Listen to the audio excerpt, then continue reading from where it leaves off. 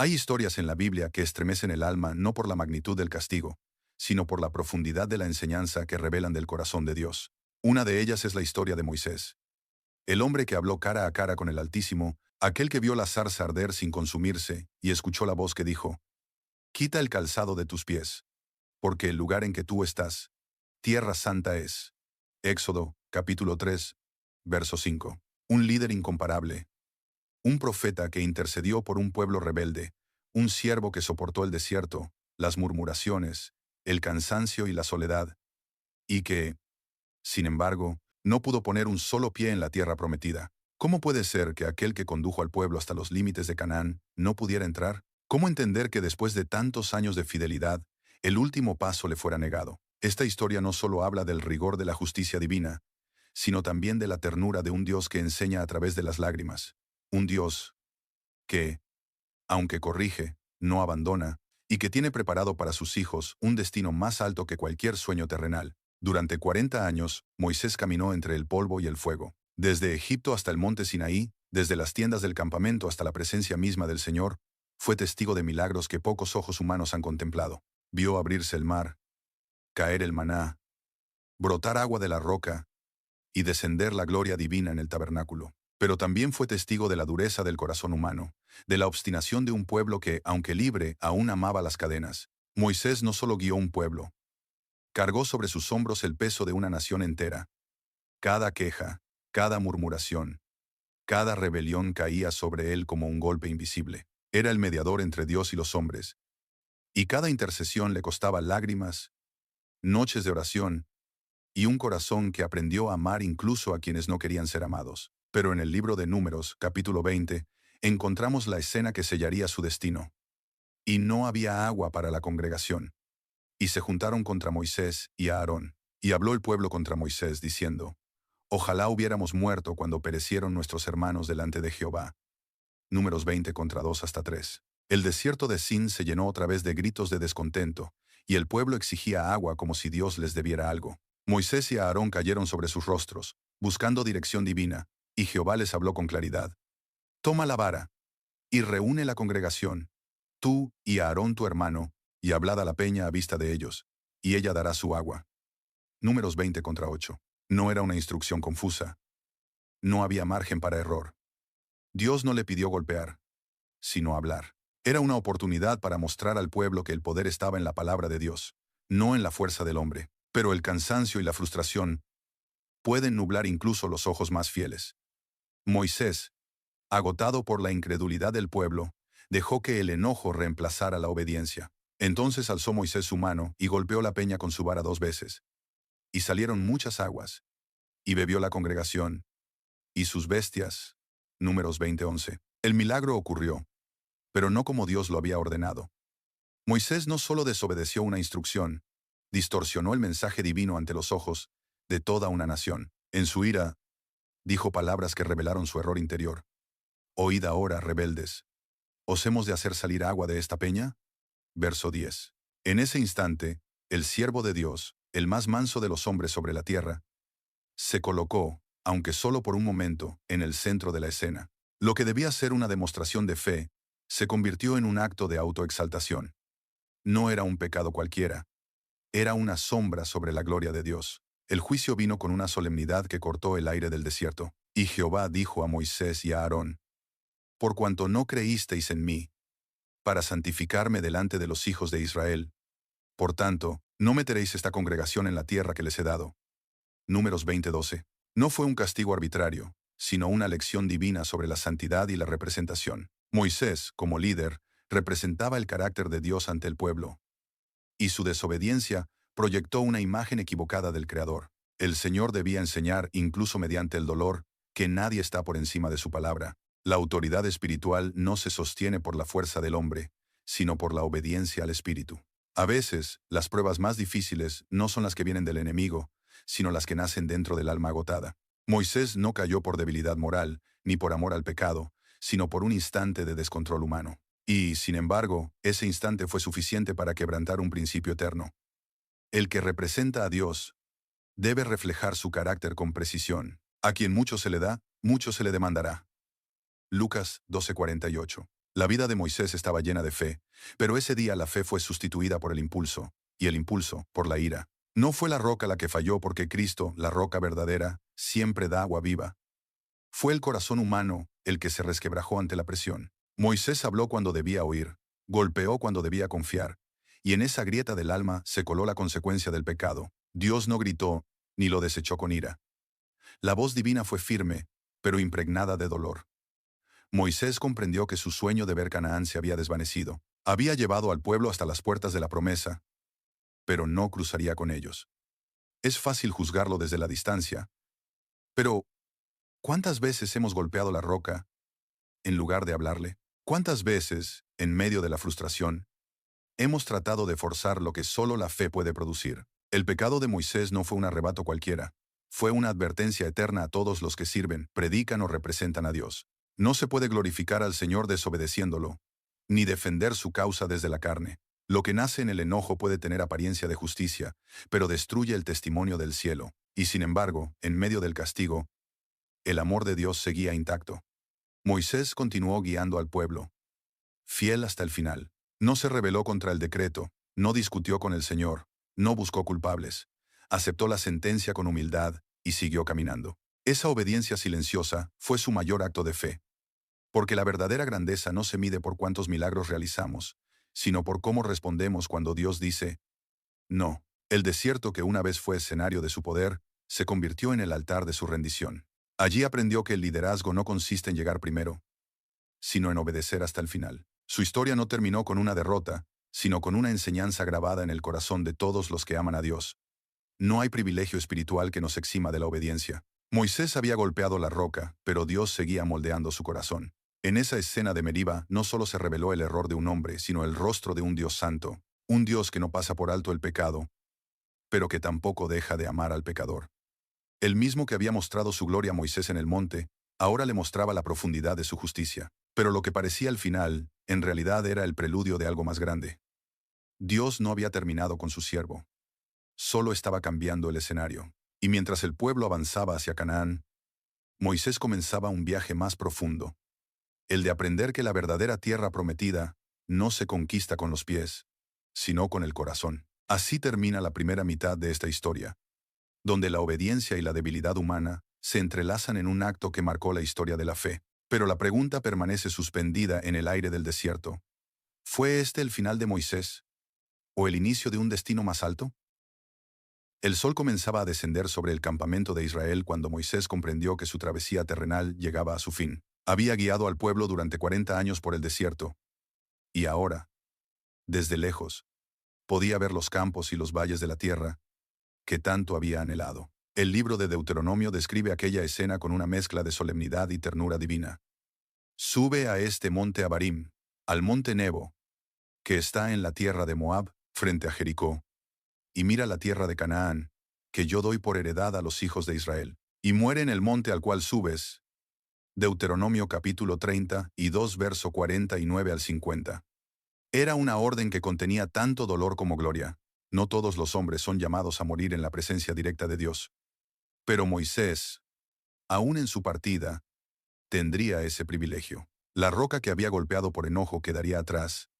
Ahora, frente a él, se levantaba otra roca más alta, el monte donde el Señor mismo sellaría su historia con sus propias manos. El anciano profeta ascendió lentamente por las laderas de Nebo. Cada paso era un recuerdo. Egipto, el Sinaí, las murmuraciones, las victorias, las lágrimas. Ningún ser humano lo acompañó. Su vida entera había sido una comunión íntima con el Eterno.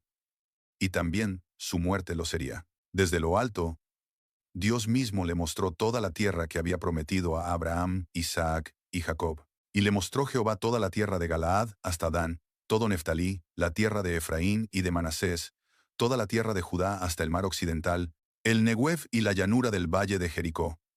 Deuteronomio capítulo 34 verso 1 al 3. En aquel instante, Moisés no solo vio geografías, contempló el cumplimiento de las promesas divinas. No entró físicamente, pero sus ojos fueron testigos de que la palabra de Dios no falla. Y mientras el pueblo esperaba abajo, sin saber que su líder estaba a punto de descansar, el cielo entero se inclinó hacia ese monte. Y murió allí Moisés, siervo de Jehová, en la tierra de Moab, conforme al dicho de Jehová. y lo enterró en el valle, en la tierra de Moab, frente a Bet-peor. Y ninguno conoce el lugar de su sepultura hasta hoy. Deuteronomio capítulo 34 versos 5 y 6. Ningún hombre asistió a su entierro, porque fue Dios mismo quien lo sepultó. ¡Qué escena tan sagrada! El Creador inclinándose sobre el cuerpo de su siervo, cubriéndolo con el polvo de la tierra que había prometido. No hay honor más grande que ser despedido por la mano divina. No hubo procesión ni monumento, solo el silencio del valle y la presencia del Eterno. Pero la historia de Moisés no termina en una tumba, porque el amor de Dios nunca deja su obra inconclusa. Aquel cuerpo sepultado en Moab no permanecería allí para siempre, pues el cielo tenía un plan que desbordaba los límites del tiempo. La carta de Judas, verso 9, nos revela un misterio celestial que el mundo no vio. Pero cuando el arcángel Miguel contendía con el diablo, disputando con él sobre el cuerpo de Moisés, no se atrevió a proferir juicio de maldición contra él, sino que dijo: «El Señor te reprenda». El enemigo reclamaba el cuerpo de Moisés como suyo, recordándole su pecado en Meriba, su desobediencia, su error. Pero el cielo respondió con una palabra de autoridad: «El Señor te reprenda». En esa batalla invisible, se selló la victoria de la gracia sobre la culpa, de la misericordia sobre la condenación. Moisés no quedó preso de su falta, porque la sangre del cordero que sería derramada siglos después ya había sido contada como suficiente. Lo que el diablo señalaba como un fracaso, Dios lo transformó en una historia de redención. Allí, en silencio, en un rincón de Moab, Moisés resucitó por el poder del cielo. No volvió al campamento terrenal, sino que fue llevado a la presencia de Dios. La tumba vacía de Moisés fue el primer testimonio de que el pecado puede ser perdonado y que la muerte no tiene la última palabra cuando hay gracia. Siglos más tarde, el Evangelio de Mateo nos revela una escena gloriosa que cierra el círculo de esta historia. En el monte de la Transfiguración, Jesús se mostró en su gloria delante de Pedro, Jacobo y Juan, y he aquí les aparecieron Moisés y Elías, hablando con él.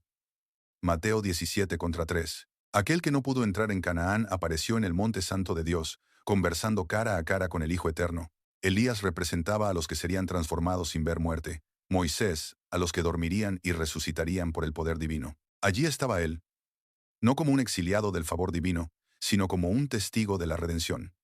El hombre que golpeó la roca, ahora hablaba con la roca eterna. El siervo que fue disciplinado por desobedecer, ahora compartía la gloria de aquel que obedeció hasta la muerte. Dios no solo lo perdonó, lo restauró completamente, dándole un lugar entre los resucitados, como una muestra viviente de que el juicio de Dios siempre lleva en su interior el propósito de redimir. El castigo que impidió a Moisés entrar a la tierra fue, en realidad, la puerta que lo condujo a una tierra mejor. Canaán era una sombra. El cielo, la realidad. Lo que parecía una pérdida fue, en verdad, una promoción divina. Dios no le negó la entrada por venganza, sino para enseñarnos que los planes humanos terminan donde comienza la eternidad. Moisés vio con sus propios ojos lo que pocos verán hasta la segunda venida: la gloria del Mesías, antes de la cruz. Su historia es la evidencia de que, aunque la justicia divina no cambia, la misericordia siempre triunfa. La vara que golpeó la roca ya no pesaba en su mano, porque ahora sus manos estaban levantadas en adoración ante la fuente de vida. ¿Qué lección más profunda hay en este relato?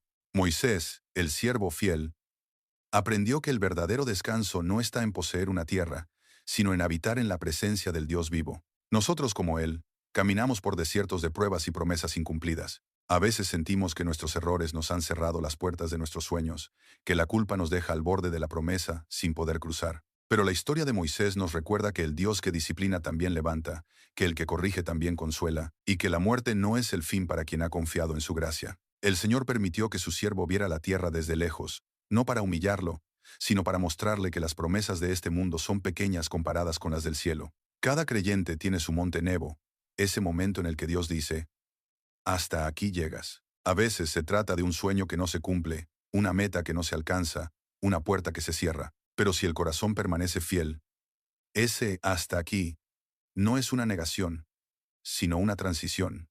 Moisés murió mirando hacia Canaán, pero despertó mirando el rostro de Dios. Y ese es el mensaje que atraviesa los siglos. Los caminos del Señor siempre terminan en su presencia.